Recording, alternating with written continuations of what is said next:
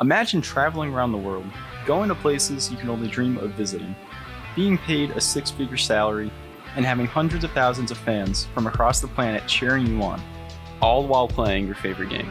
Pursuing a career in professional Counter-Strike is all this and more. However, it doesn't come easy. The path to the pros is a long one, achieved only through hard work, commitment, and the sheer desire to win. In this series, I'm going to be explaining the steps you need to take to reach this goal. And today, we'll be starting off with what you need to know before you embark on your journey to the pros. To start things off, it's extremely important to understand what exactly you're getting yourself into. CSGO at the highest level requires more work than a full-time job. We're talking hours upon hours of nothing but Counter-Strike every single day. Always have 3 hours every day. We train at least 6 days a week. My off days, I always use that to either watch demos with some of my teammates. I only leave this chair when I go to the gym for 1 or 2 hours a day. Every other hour, I sit here off the entire day and just play Counter-Strike. So not only do you need a legitimate passion for the game, but you also need a competitive drive like none other. The desire to improve and win is going to be your main driving force throughout your whole career. Which brings me to another important reminder. Money can't be the driving factor in your path to the pros. When you're competing, the prize pool means nothing, and I guarantee every pro you ask will tell you the same thing. Like I said earlier, you've got to be competing for the love of the game and its competitiveness. You want to win, not to earn. If you just want to go pro only because you like the idea of playing a game for a job, you're not going to make it far at all. You'll be burned out and have failed before you know it. Another bullet you've got to bite are the odds of you making it. There are tens of thousands with their eyes on the same prize as you, and the truth is, the odds of you rising above the rest are slim to nil. Now of course, I don't say these things to discourage you. It's just important to realize just how challenging of a task this is. So because of this, make sure you have a backup plan just in case your plans don't pan out. Don't go and drop out of school, because if things go south, your life is going to be in an awful position. Besides, there are plenty of examples of pros managing their school and Counter-Strike life successfully. Take Props for example. He played on an international level before he even graduated high school, and found time in between events and practice to get his work done. I have asked him, how can you manage? And he said that it's not a problem. He does his schoolworks in airports, in the hotels. If he can do it at that level, you can certainly do it at whatever stage you're at too. Now, something that's sort of overlooked when it comes to going pro is the amount of hate you may receive. Here's a recent example. In the CS Summit qualifiers, Chaos faced MIBR in the opening match.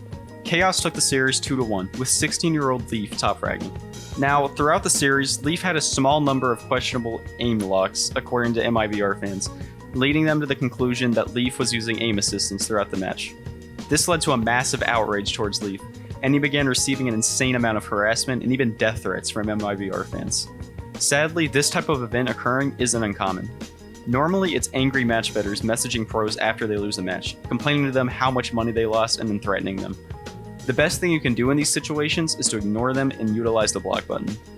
So now that we're past some of the ugly truths you'll have to accept, let's look at some of the qualities and traits you'll need to go pro. One of the most important steps towards going pro is forming connections. Because of this, you need to know how to be friendly towards others.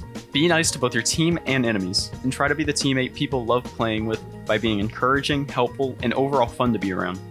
Soon enough, you'll build a reputation as a good teammate to have, and you'll have a greater chance of being called up to compete in a team by others, since they know you're great to be around both in-game and out-of-game. Next up is your ability to take criticism and accept responsibility. This is what's going to let you grow as both a player and a person. And though it can be easy at times to blame some outside source for your failure, the sooner you kick that habit, the better. Next up is your work ethic. It goes without saying that you'll need to be disciplined and focused to go far with the stream. This is a career with no room for excuses. You've got to be able to hold yourself accountable to not miss practice sessions unless you have a really good reason to. Remember, when you're not practicing, someone else is. This also ties into another trait you'll need to have: commitment.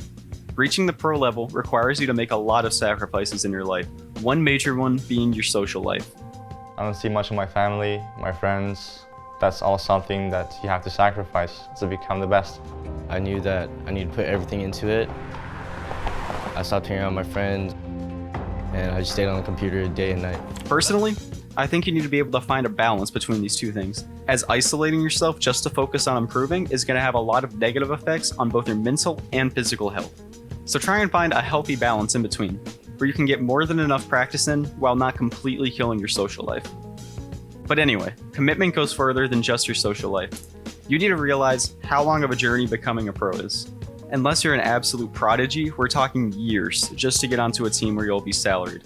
A prime example of this is a player and YouTuber known as Halo. Throughout his career, he's documented his progress towards going pro on his channel.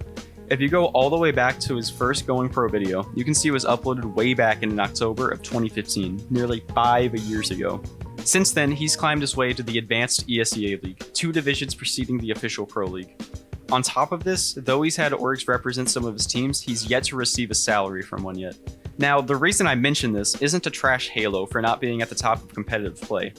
Halo is an exceptional player who's persevered throughout a lot in his career, yet even he hasn't made it to the big leagues, making him an excellent example of how much time you need to invest to make your dreams of going pro come true. Another thing you can learn from following Halo's career is that you're going to encounter setbacks along the way. You may be cut from a team, They decided to cut both of us. lose an important match, This game, we lost in overtime 19-17. Oh man, this will be one of the hardest losses to take. or not meet certain expectations you've set for yourself. But honestly, dude, the biggest bummer out of all this is not reaching MDL for episode 100. You need to realize that it happens, and the best thing you can do is keep your head held high and learn from these mistakes. Perseverance is a valuable trait that'll help push you further than the others, because when they back down, you'll keep going, and with enough time and effort, you're bound to succeed. We will make MDL with time to come. I am 100% confident in that. Anyway, I'd like to wrap this video up on a more positive note.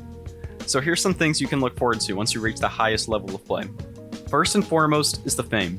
CSGO legends such as Simple, Olaf, and Device have their names remembered by hundreds of thousands of people from around the world. And people are willing to spend a ton of money to be able to watch them compete live at events.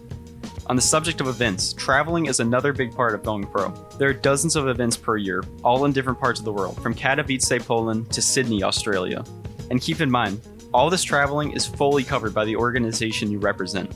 On top of that, top orgs such as G2, Fnatic, and Complexity provide their teams with practice facilities, team houses, and monthly salaries which can exceed well over 30K a month for the best players in the world.